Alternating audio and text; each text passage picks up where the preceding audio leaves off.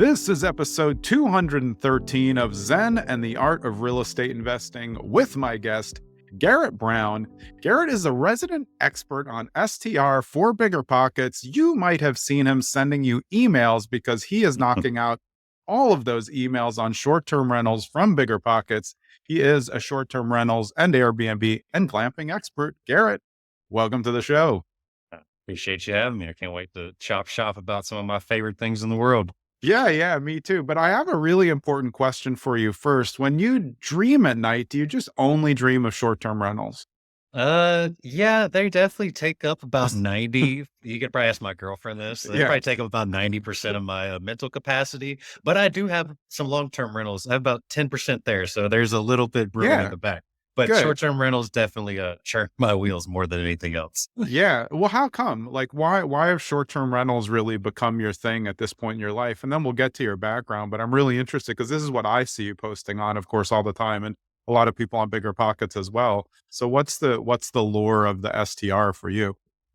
There's two things I really love about short-term rentals, besides just all the benefits of real estate investment in general. I love being creative. I actually have like a musical background before I really got further into real estate. I owned a music studio for years. I've been a music producer. And so when I was getting further into the real estate investment journey, the one thing that stuck out to me that I could be creative still in was short-term rentals, really. And there's ways you can be creative in a lot of aspects of real estate, but you're not going to be able to slap up a mural and create outdoor Zen garden at, most places. So I love that. And then I have a hospitality background. I went to school for hotel management. Oh, wow. And so it's always, waited tables for years, was a bartender for years. Like I've always really wanted to provide that guest experience and the customer service. I like interacting with people. I like providing a space for them that is going to, provide memories for their family and friends for years to come.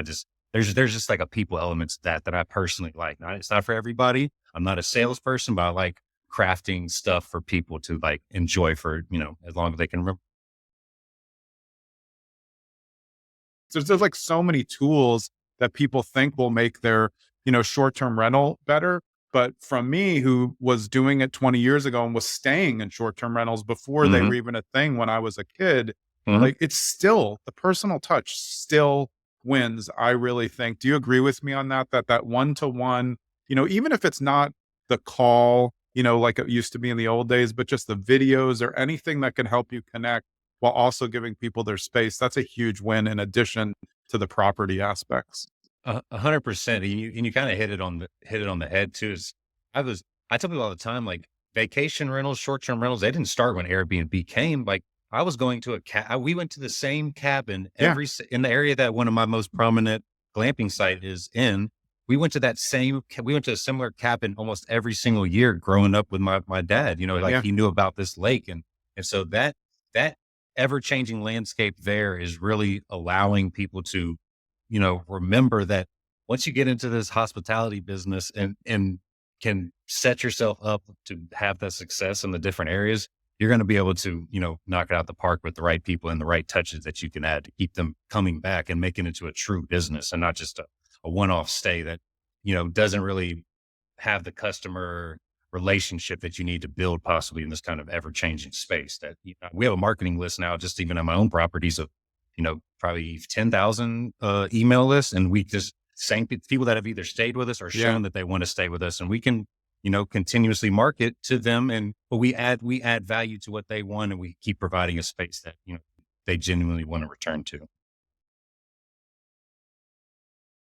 I know you're into the glamping scene as well. So for people who don't know what glamping is, just tell us what glamping is, because it also didn't exist many years ago. It's now kind of a commodified word. The actual doing it existed. It just didn't have this cool name. Yeah.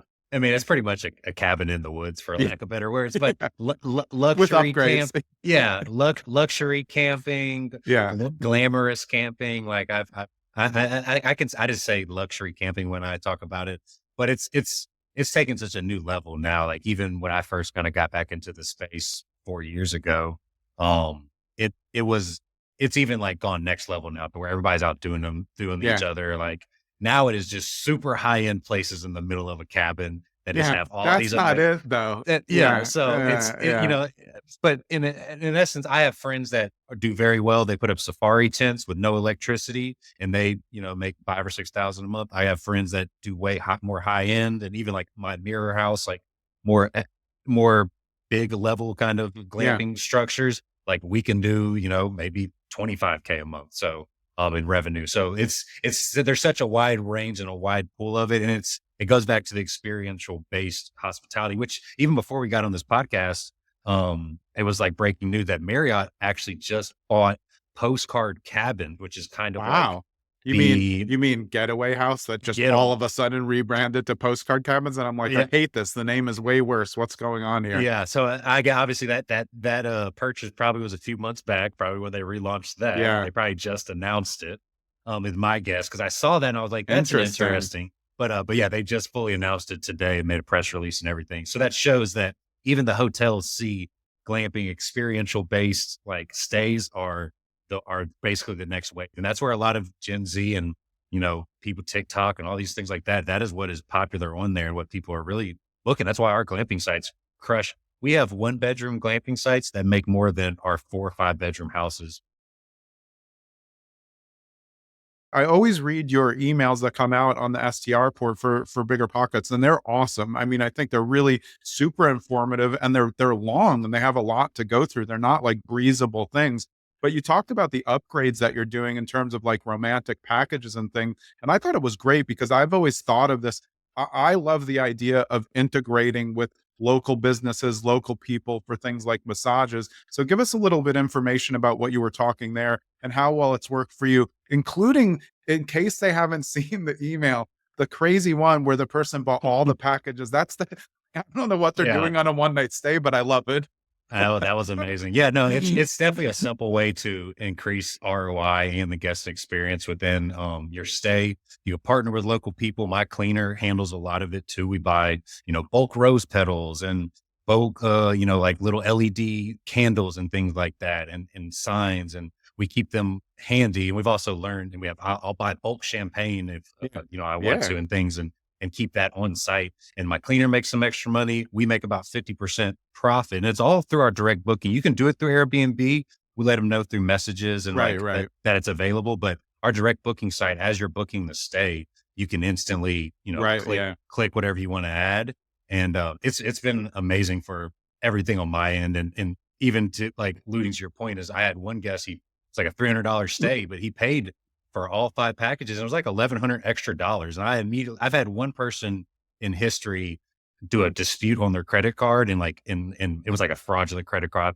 I've eliminated that Yeah. through some software systems, but I was like, there's no way this is true. It's definitely like, I went on my, my security processor, all these things. And I was like looking at their little score they have on there. And I was like, man, this like, no Solid. way. And I kept waiting.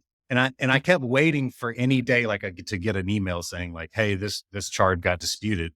And yeah, and I confirmed with the guest like, "Hey, did you mean to do that?" Like, Yeah. or like in a way, more like logical way. I was like, like we can't wait to have you. Like, so for all 4 You're going packages, big. yeah, like, and he never told me. My cleaner said they were fine. Like, yeah, it was, and it's just an example of after realized like that was real. That I was like, oh, I really need to like hone in on these packages because you can't increase your average daily rate a lot in some areas. Even if I keep adding, amenities and things like that, there's going to be yeah, I'm going to hit a ceiling to what I can really charge. Like we're talking about with the smoky, like you're not going to get $2,000 or $3,000 stays there, but where you can increase your ROI is providing these extras, making sure you have a system in place to make it easy on your life. And then also making sure it's profitable enough to make sense. Like I reach for a 50% profit margin because I know there's sometimes it's going to, vary a little bit, but that has been an easy way to add $1,000 to $2,000 sometimes on our bottom line on each property each month. It's a particular, like especially the romantic coupled properties, like they crush. And in our family style, getaways and things, our birthday packages or breakfast packages kind of crush in that areas.